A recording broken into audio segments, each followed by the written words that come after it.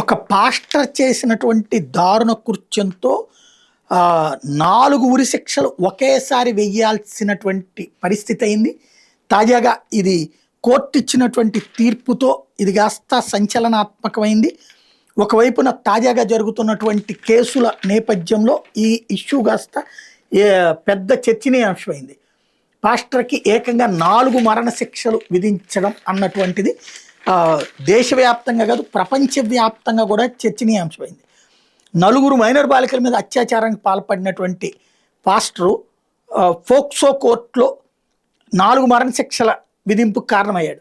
తమిళనాడులోని తిరునల్వేలి జిల్లా మేల్ ఇలందైకుళం ప్రాంతంలో ప్రార్థనా మందిరాన్ని నడుపుతున్నటువంటి అబ్రహాం అనే మతబోధకుడు సెలవుల సమయంలో నైతిక విలువలు సంబంధించిన తరగతుల సాగుతో బాలికలను లైంగికంగా వేధించి అత్యాచారానికి పాల్పడ్డాడు.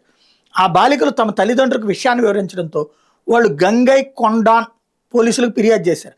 కేసు నమోదు చేసిన పోలీసులు నిందితుడిని అరెస్ట్ చేసి జైలుకు పంపారు. ఈ కేసును విచారించిన తిరునల్వేలి జిల్లా ఫోక్సో ప్రత్యేక కోర్టు న్యాయాధికారి సురేష్ కుమార్ గురువారం అబ్రహాంకి 4 మరణ శిక్షలు విధిస్తున్నట్టు తీర్పు చెప్పారు. నిందితుడికి 52,000 జరిమానా విధించారు. అత్యాచారానికి గురైన బాలికలు ఒక్కొక్కరికి 10 లక్షల చొప్పున పరిహారం చెల్లించాలని తమిళనాడు ప్రభుత్వాన్ని ఆదేశించారు.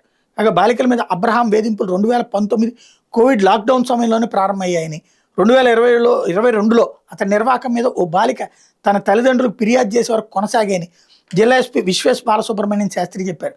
ఈ వేధింపుల గురించి ఎవరికి చెప్పొద్దని బాధితులు నిందితుడు తీవ్రంగా బెదిరించాడని చెప్పారు.